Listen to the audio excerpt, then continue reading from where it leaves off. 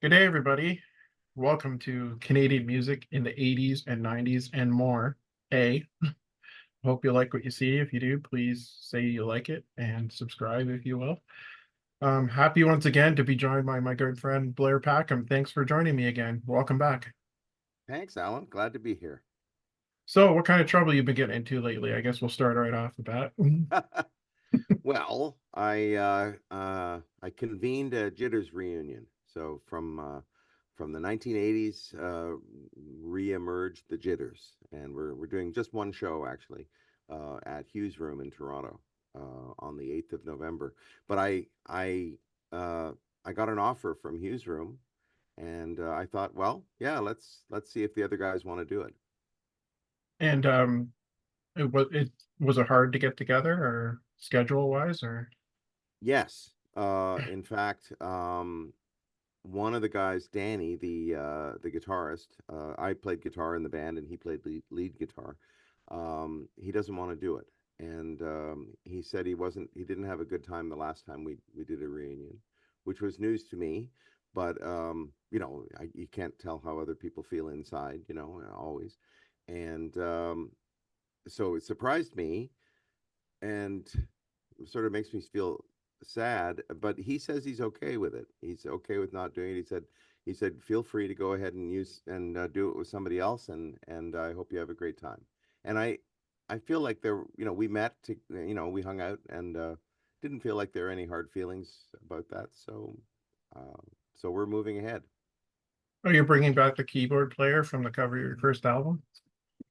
Well, no, because the guy on the cover of the first album doesn't play a note of music. He actually talked. He sent a note saying he wants to come from L.A. to come to the show.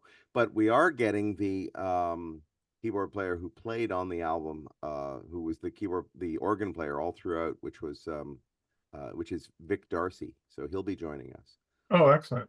So this is Yeah. the album cover I'm speaking of. Yeah, so the fellow on the far left is the guy that you referred to. That's Paul Greenberg. Doesn't play a note of music. Was there almost by accident. It's a bit of a long story, but he we asked him basically to be at the photo shoot because the record company had said that we should be a five-piece band with keyboards, and we were like, we didn't take them seriously because we'd never been a five-piece band with keyboards. So. Uh, he appeared in the picture because he was free that afternoon, and we had a That's photo shoot, awesome. and yeah, and but he won't be playing with us, no, but he may come to the show. He lives in LA. He's working with the comic Dana Gould right now Okay. on this pretend talk show hosted by Dr. Zayas, one of the apes from Planet of the Apes. So Oh, the Dr. Zayas is this sort of he's sort of like a Johnny Carson kind of character who has guests and so forth. And Paul Greenberg is his sidekick, kind of like Ed McMahon. And it's all over YouTube. It's really funny. awesome. I'd like to see that. I'll have to put a link to that in the description when I post this. Yeah, yeah, That'd be pretty awesome. But you're still doing your shows once in a while, aren't you? You're still doing yeah, yeah. I still play. I've been playing. Well, I've been doing this. I've been appearing in a John Prine tribute show. okay. John Prine, the singer-songwriter, who I first discovered when I was 13 years old, unbelievable songwriter, widely revered in the songwriting community. Passed away at the beginning of COVID, from COVID, unfortunately. Yeah. And we've been doing this show. There are four singers. I'm one of them, and then there's a four-piece band, and we've been playing small theaters all around Ontario, and it's been going really, really well. So I did that on the weekend, um, and I still play my own shows, of course, usually solo, but sometimes with other people playing with me. Yeah. Where are you taking the John Prine show? Like how far are you still doing it or is it where have you Oh taken it yeah. so far? Well, as I say, a lot of places in Ontario. We've played Gravenhurst, Meaford, London, smaller centers. Hmm. The on the weekend, we were in Belleville, and this coming weekend we'll be in Peterborough. So we tend to do one or two per week, and all around Ontario, and it's a lot of fun. The songs, of course, are great, and for me, it's a real luxury because I don't have to organize anything. I just Right. show up with my guitar and I play the songs that I'm supposed to play, and I have fun. And we have some laughs, and the audiences have been amazing. Sold out houses mostly, um, in these beautiful old theaters, and the audiences, they demand an encore, and they they're really into it. They sing along. It's really been a great experience. Is it hard to pick what songs you want to play or like John Yes. Prine song? Like which ones do you play in general, or is it differ every night? No, it's the same for me. I sing the very first song I sang for an audience in my whole life ever was a John Prine song, Really? and that was in grade 11, so 123 years ago. Um, and the song was "Clocks and Spoons" by John Okay. Prine.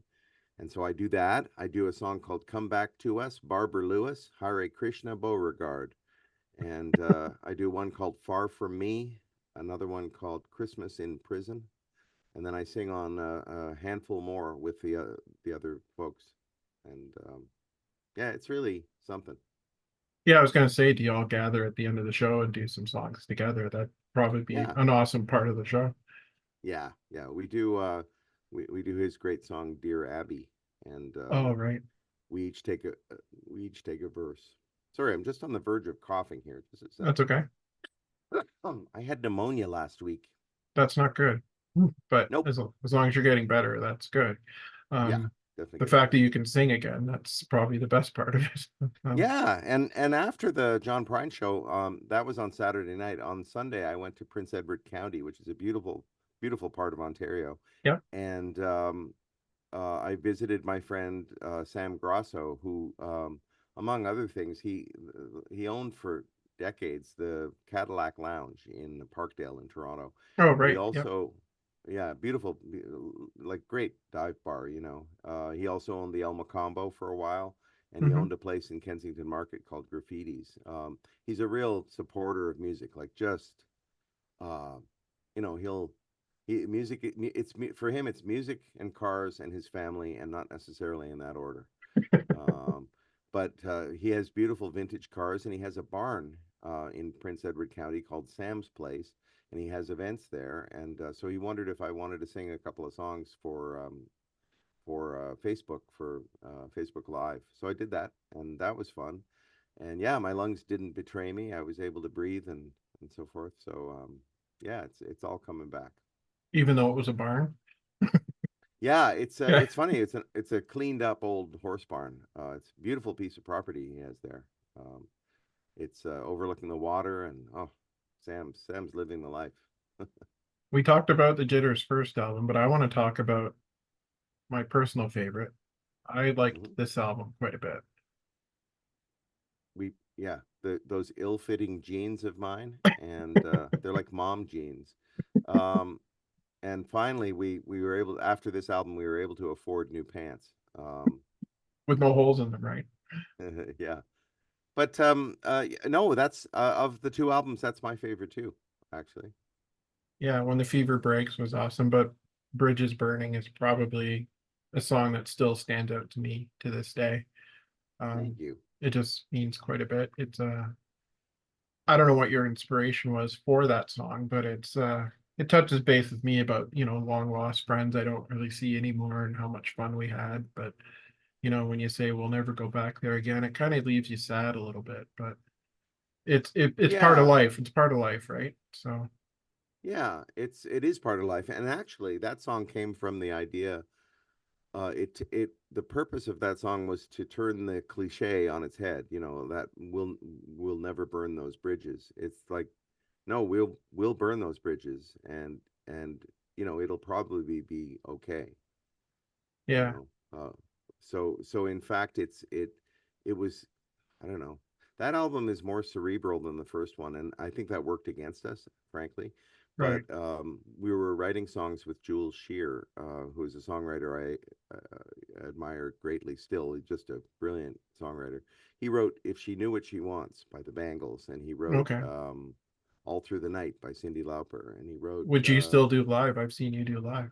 yeah, yeah, I love singing that song. I think it's a great song. It is, And yeah. he yeah, he is a great songwriter, and we were writing the whole album with him. So that influenced us hugely.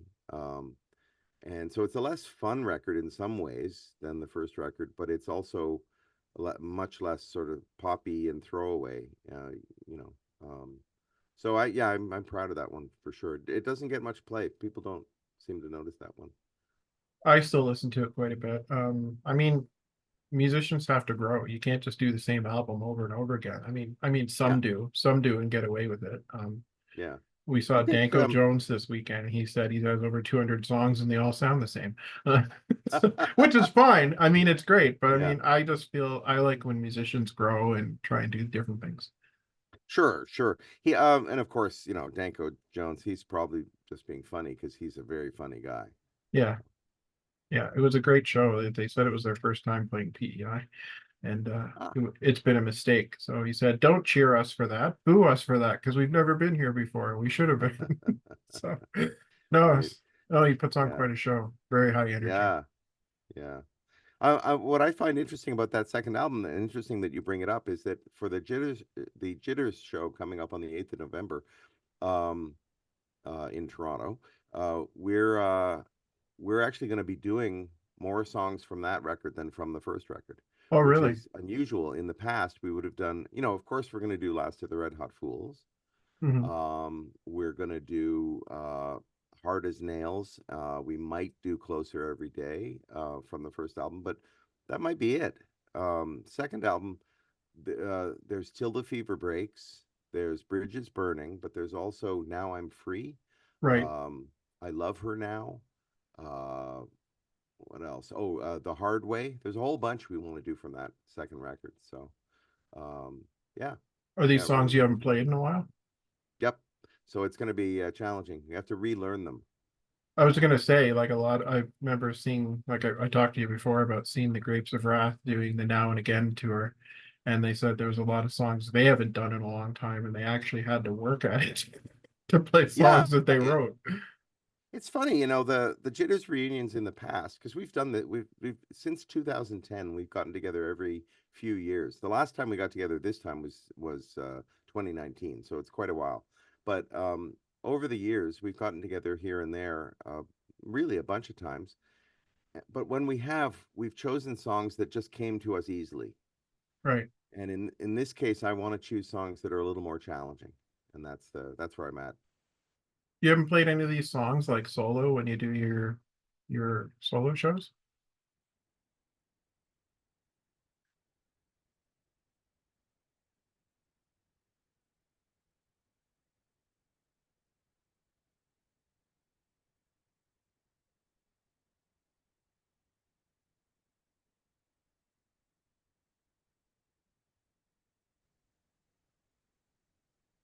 We're back. Had a little burp there. Sorry about that. But as I was going to ask before, do you play any of those songs from the second Jitters album solo when you're just doing your guitar or with anyone else? I do. I do. I actually play I Love Her Now. I Hmm. play Till the Fever Breaks. Sometimes I play Bridges Burning. Um, and oh, and I do Heads and Tails, Oh, which okay. is the opening song. Heads and Tails actually will be on my new record, Oh, which cool. has not come out yet because I haven't gotten around to it. But when I do, it's all ready to go. It's just a matter of, you know, pressing go at this point. But the version of Heads and Tails is really good. Is it full band or just solo acoustic stuff? Well, the record is more acoustic than anything I've ever done. Hmm. It's mostly acoustic, but there are electric guitars on each song. But it's just not a wall of guitars. It's not, and the Right. drums are often played with brushes, or they're softer. It's a drummer named Mark Mariash who plays soft. He plays everything just great, but he really specializes in playing softly and with a lot of feeling. And not that every song on this record is a slow song. It's not. Heads and Tails is up tempo, but it's meant to be a little more stripped down than what I might normally do. Yeah, I've seen a lot of bands doing that lately. I saw Pursuit of Happiness went to King. the Tragically Hip studio re-recorded a bunch of their songs acoustically, Yeah. which I think give it a no fresh appeal to it. So um, it's pretty amazing that I think it's great that you're still recording and doing stuff. I think that's Yeah. my favorite part about interviewing artists like yourself is that I like to really point out that you guys are still doing it. Oh, And that's nice. Yeah, I mean, my inner critic, that voice that tells you yeah, how bad you are. My inner critic says to that, um, yeah, I'm too stupid to do anything else. I, I don't know. I don't know what else I would do. But also, I just love writing songs and making music. So, and recording is also part of that. Like the process of yeah. recording to me is still endlessly fascinating. So, I like creating stuff, with tape recorders and microphones and computers and so forth. Especially with all the technology now, it's fun to make use of it, I guess, too, right? Yeah, and I've had my background of I've been writing film and TV music for since about 1991, Right. and so you tend to have, and I was a recording engineer before that. So when you're in the TV and film writing business, you have to be familiar with a bunch of different styles and genres, and you have to be able to record them and make them sound convincing. And so I have a lot of fun with that. Doing different sounds and things that, that wouldn't sound right on a record by me or by the Jitters, but still sound pretty cool.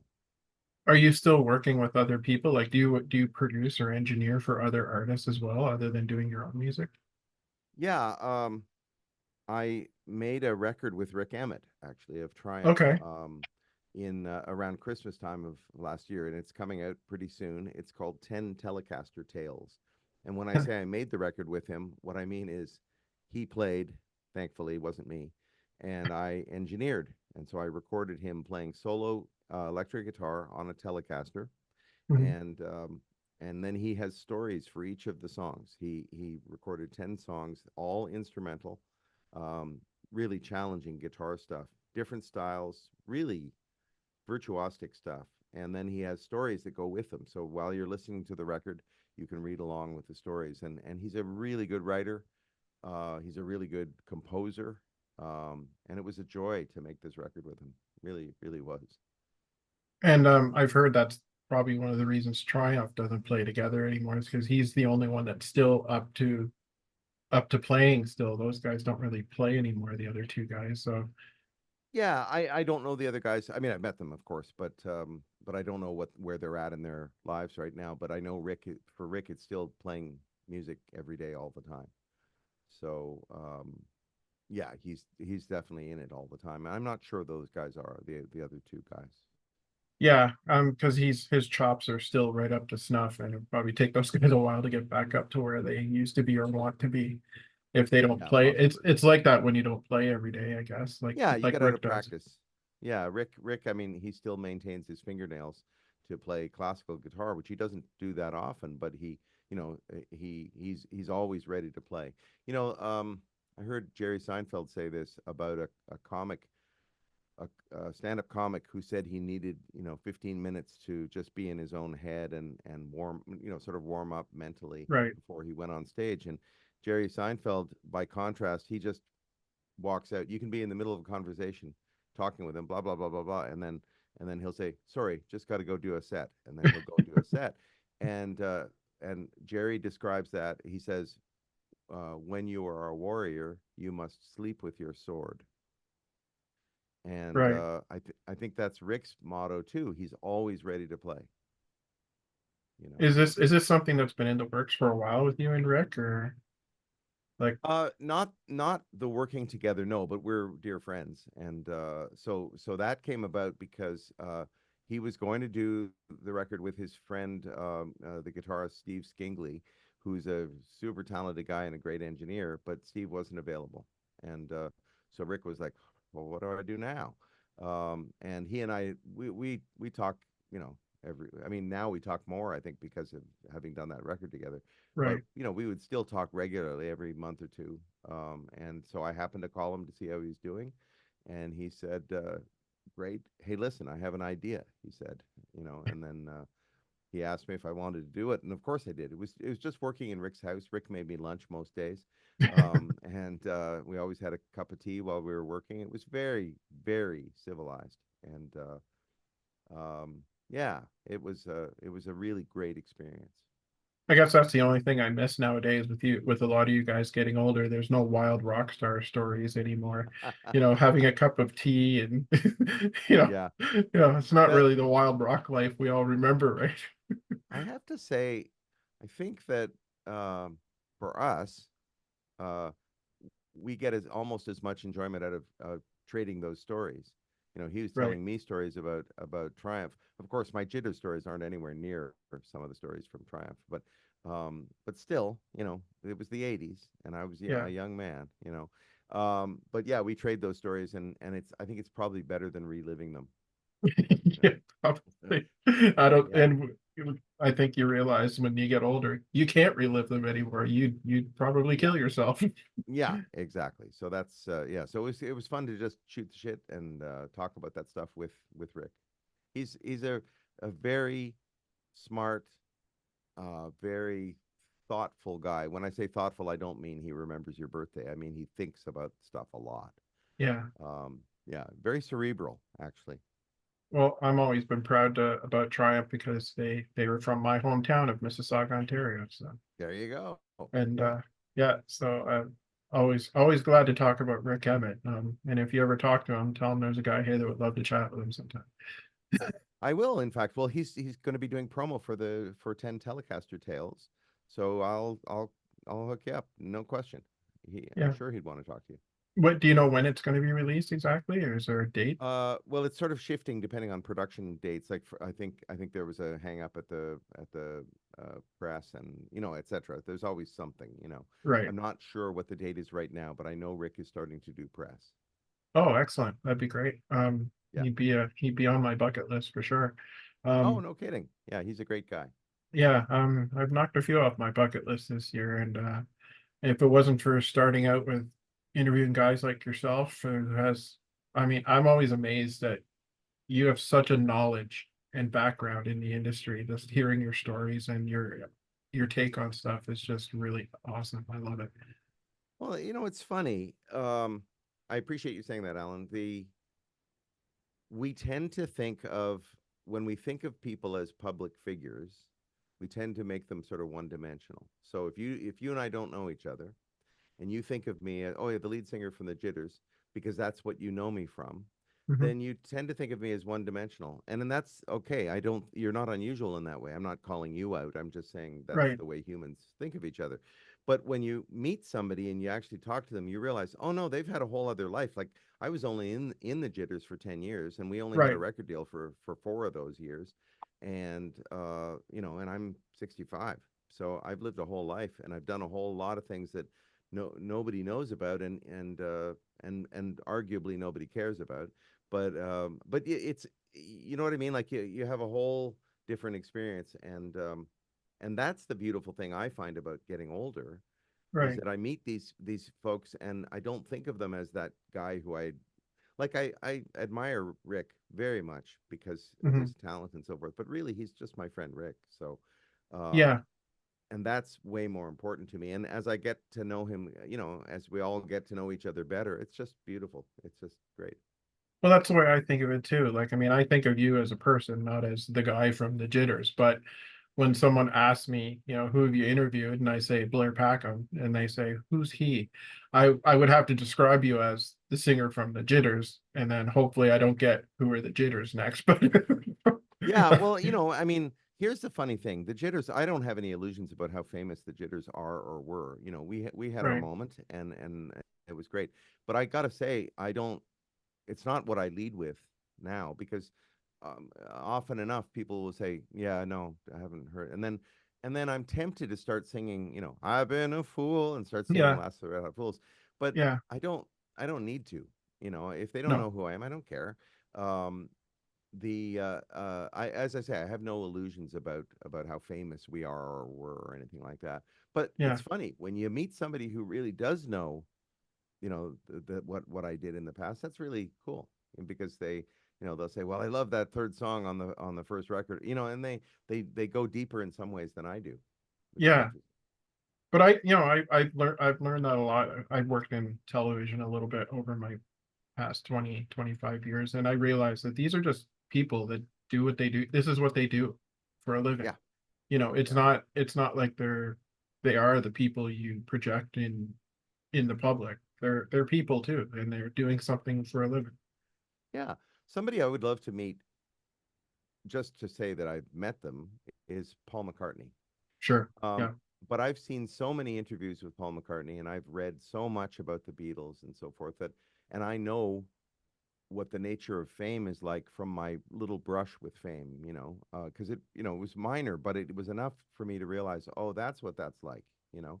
Yeah. Um, so that I know enough about that meeting Paul McCartney, I'd want to be really careful about not being a dick, first of all. Yeah. And I'd also be aware fully and completely that he would be treating me as a fan and not as a fellow human being, even though I'm sure Right. he's a very nice guy. But Yeah. with that level of fame and scrutiny, you have to you build up some walls.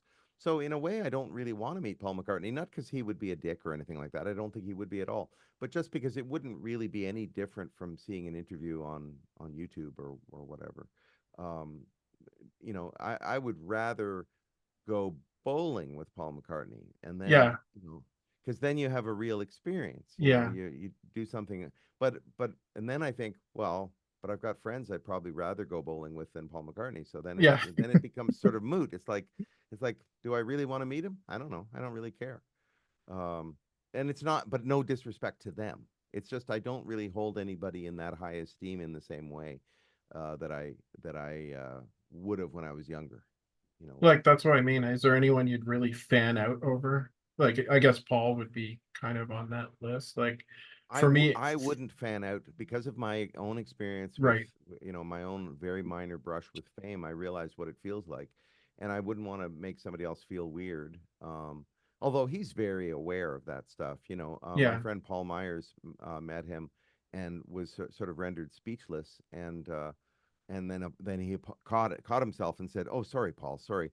And Paul McCartney said, "It's all right, mate. I know that look." and and he'd know the look of somebody who just can't talk because they're so starstruck, and I actually wouldn't really want to be that guy. um I met David Bowie once, and that was fun, but really it was just sort of a fun anecdote. We had a very brief conversation, but I do sometimes think if I could have a longer conversation or a deeper conversation with somebody, that'd be great, but I wouldn't Yeah. want to impose. Like Paul McCartney, the question I would ask him is a very minor one, but it's this. On the song Hold Me Tight, he's clearly putting on a voice of an American singer to me. Right. Like it's it's more mannered than other vocals he's done. Not all, but some. Right. And I just wonder, who is he imitating? Yeah. I'd want to know. And I it's very possible he'd say, I don't remember, you know. Yeah. It's likely he's recorded so many songs. I guess he wouldn't really remember. He might not. Yeah. I mean, George Harrison didn't remember which songs were from which album. He was like, "Now, which one is this?" And he didn't really like Sergeant Pepper. He was only on a few of the songs, Yeah. and he didn't really enjoy it. So we always imagine like, okay, but on the fourth bar of the second verse of Yeah. A Day in the Life, we imagine that they're as into it as we are, and they're not. It's a moment in their lives, you know. Yeah. The fans are into it more than they are sometimes. Yeah, yeah, which Because is I fine. I don't know if you've seen interviews with Neil Peart about his uncomfortable around fans that, he was very uncomfortable around meeting people that were, I guess, being really he said it made him feel uncomfortable when he met people that were really excited and, fanning out. He Yeah, just wanted to I be a person to talk to, yeah. So I That's what mean, I'm talking about. yeah, because he was That really uncomfortable with that from what I hear. And I feel that people who are too fan-ish don't get that. I've actually had people say to me, not about me, but about other famous, like very famous people.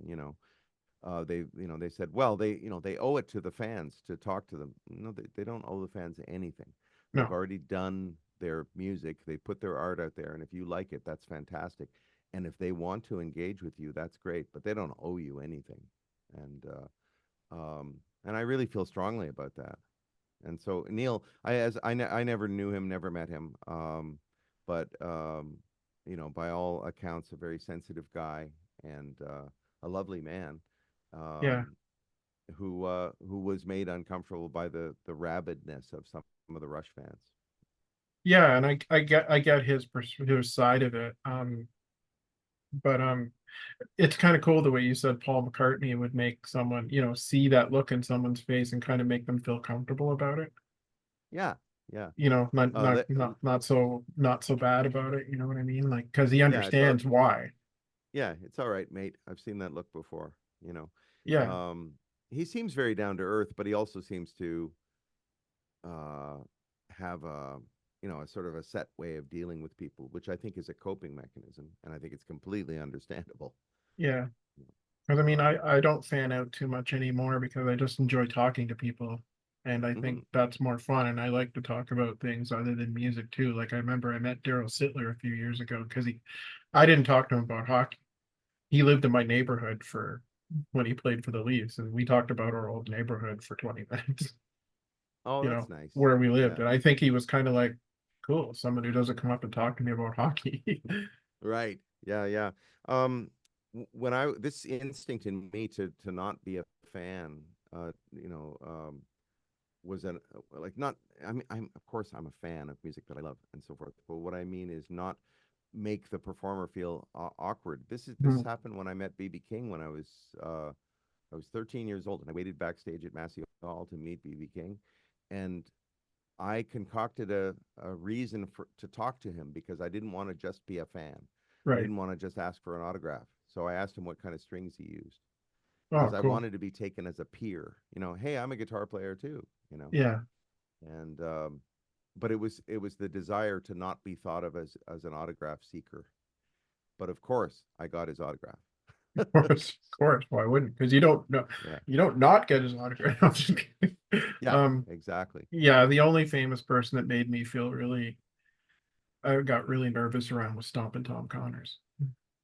Oh, Um, no kidding. Yeah, I met him and he was he was a very nice, character. very cordial, very nice, but I was intimidated by him because he was the first Yeah, real musician that I was a really big fan of.